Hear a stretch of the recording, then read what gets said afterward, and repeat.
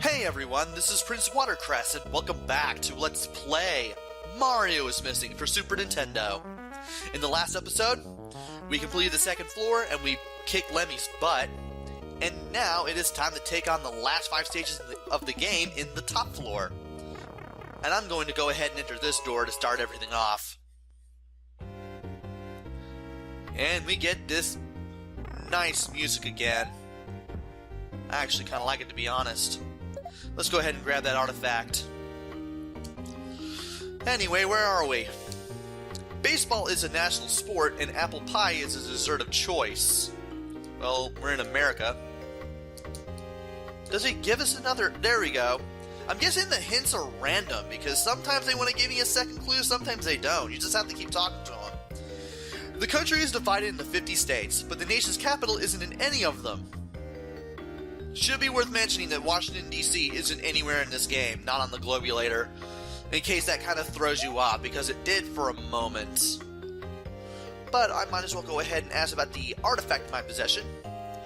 Besides the skyline, this statue in those rings says New York. Carnegie Hall next. So we have to be in New York City. I like all the ads and this area. And to be honest, it gives this area a little break from the monotony, but not much. And now that we got Yoshi, we can go ahead and move around faster and stomp on some enemies. So it appears we picked up a statue when we beat up that Koopa as soon as we arrived here. So we're definitely going to have to return that somewhere. But for now, let's go ahead and hunt for some more of those artifacts, because we're going to run into another Koopa that does have one sooner or later. And if I could jump on them, that'd be great. There we go. And there's some rather interesting thing that I've never seen before on the map right there. I'm definitely going to want to see what it is. And I'm going to wait for the Koopa to come out of the corner. Okay. There's nothing there. Alright. Why is the Rockefeller Center closed? Ah, it's that statue that we got earlier. Apparently that got stolen. So let's read the pamphlet. Radio City Music Hall was made world famous by the dance troupe, the Rockettes. The all-female group was started in Missouri in 1925. They took their name from the Roxy Theater, their original New York City home. The Rockettes have performed their high kicks in Radio City since its opening day in 1932. The music hall was built to be the largest and showiest theater in the world, despite the Depression, which was then at its worst. The theater is a famous Art Deco landmark. And let's go ahead and switch to the statue, and we have a gorilla. Is that King Kong? It is. Okay, first of all, how did Bowser steal King Kong? 2, how did a fictional character steal another fictional character? And 3, how is another fictional character supposed to carry a much larger fictional character? I know I should have said it was much larger in that little second instance, but you can kind of pick up what I'm putting down. This doesn't make any sense. Even the angry video game nerd can agree. What's up with that? Anyway, let's switch back to the statue, because I don't want to question this any more than I already have. And the statue that overlooks the skating rink is Prometheus, and it closes one day a year so it can remain private property. Believe it or not.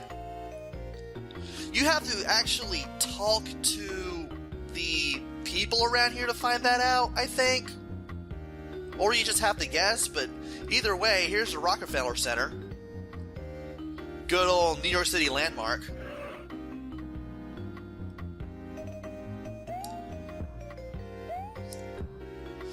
And we got another info booth. I'm assuming that tall building we saw on the last street is probably what that's for. Also, we have the third artifact. And I believe it's the Statue of Liberty's torch. And we have the Empire State Building, and King Kong was stolen. I guess they were kind of stretched for what they could probably equate the Empire State Building with, and that was probably the only thing that they could come up with. Then again, it's probably the only thing anybody could come up with. Named after New York's nickname, the Empire State Building stands 1,453 feet tall. At 102 stories, it's the third tallest building in the world and is served by 73 elevators. I think his standing has actually fallen since then a little bit, because this game was published in 1993. It would take 30 minutes to climb the 1,860 stairs, but the express elevator will carry you to the 80th floor in under a minute. While King Kong is a fictional figure, the resident window washer can be seen daily, climbing the portable scaffolds which enable her to move easily around the 5 acres of windows. Each pane gets washed once a month. Anyway, let's go ahead and return King Kong. Again, I'm pretty sure that's the only thing they could equate with the Empire State Building, and I can't really blame them. 102 stories, and the building takes its name from the nickname of the state. Not the Empire Strikes Back, though that was a really good multiple choice answer. Are there any more Koopas here? I don't think so. But I'm pretty sure we're going to have to go up north to find the last of the info booths. Okay, perhaps not. What do we have left? We haven't barely gone anywhere to the left yet. So let's go down here, beat up some Koopas just for the sake of completionism. And we can finally take the torch back to the Statue of Liberty, because I'm assuming that's what that is. Let's read the pamphlet. The Statue of Liberty was a gift from the French people to commemorate the friendship between the countries which started during the American Revolution. Built by Franco-Italian sculptor Frederick Bartholdi, Miss Liberty was dedicated on October 28, 1886. Made from copper, the statue weighs 225 tons and stands 151 feet tall. Her nose alone is 4 feet long. The torch in her right hand is raised above the Hudson River. Her left hand holds the Declaration of Independence. The statue stands on Liberty Island in the New York Harbor. And let's go ahead and get that thing returned. The lady holds a torch in the Declaration of Independence, and she looks like... oh boy. This wasn't in the pamphlet.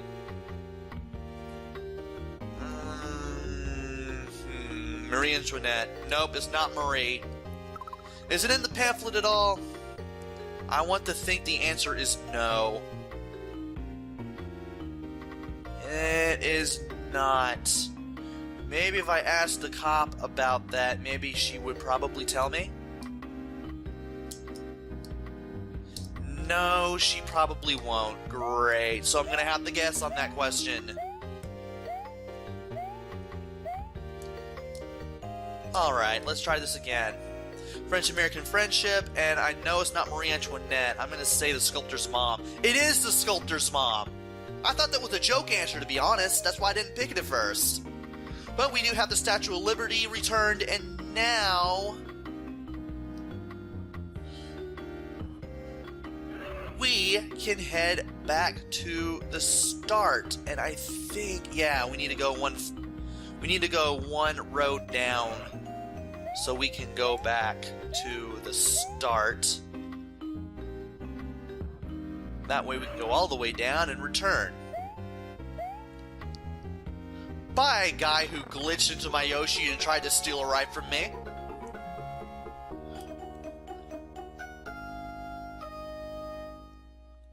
Alright. We got one down.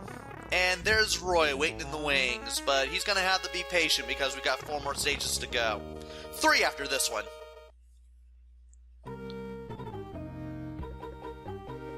And we got this music again. I do like where we are, though. I like the background here. But we are going to have to talk to this guy, for one, to figure out where we are. Its capital is Brasilia, but you're not there. This place is more of a carnival for all I hear. Ugh, I can't even speak to save my life. So we are in Brazil. So we could tell... Well, there's only one place in Brazil we could possibly be. There's not a lot of South American cities to choose from, so we might as well just go ahead and pick Rio de Janeiro. And lo and behold, we have Yoshi again. So we got that. And of course there would be Koopas. I just had to go ahead and make sure. I'm gonna wait for this guy to pop out of the corner before I hit him, just in case he had an artifact. I don't know if you can glitch artifacts in the corner where they can't be grabbed, but again, I don't want to chance it. Hey, and it's a good thing I waited here for that. What did we pick up? Some sort of steel wire. I should have asked that cop about it. Oh well, I'll probably find another person. Or I could ask that teacher. I'm assuming that's a teacher. That little car goes halfway to the stars, and its view of Rio is the best by far. So it's a cable car wire.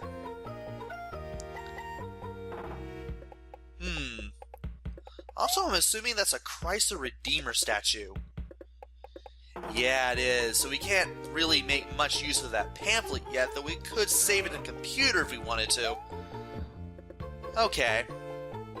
For now, though, we have the Sugar Mountain cable car wire, and we need to find 2 more artifacts. And there's not a lot of long roads around here, from what I can tell. So after this road, I don't think there's any below this, so I'm definitely going to have to check the map for other roads. Oh, the other 2 are here. Maybe the other artifact is here as well, because I've already picked up the second one. It is! Okay, so we got some lights, we got a seashell, and we got the Sugar Mountain cable car wire thing. Okay. And here we are at Sugarloaf Mountain. That's what it's called. Anyway, I want to equip this first and then read the pamphlet so I can just deal with this right away. Sugarloaf Mountain stands on the left side of Rio's great balloon-shaped bay. 2 cable cars carry visitors 1,300 meters above both the city and Guanabara Bay. Once atop the mountain, visitors can get off at the lower vista and watch samba troops performed at cliffside restaurants, or they can go all the way to the top. From that height, the city spreads out below like a carpet of lights. The granite mountain got its name from Portuguese sailors who swore it resembled the cone-shaped loaves of sugar processed from Brazilian sugarcane. And let's go ahead and return to cable car. It's not the wire we're returning, it's the cable car apparently. Tourists can scale the mountain by trolley car, and it got its name from Portuguese sailors. So we got 1 down already. Really does look like a loaf of sugar. It's not the Sierra logo, but it'll do. And we have a beach here. I'm assuming that's where the shell is for? Oh, it's a Copacabana beach seashell.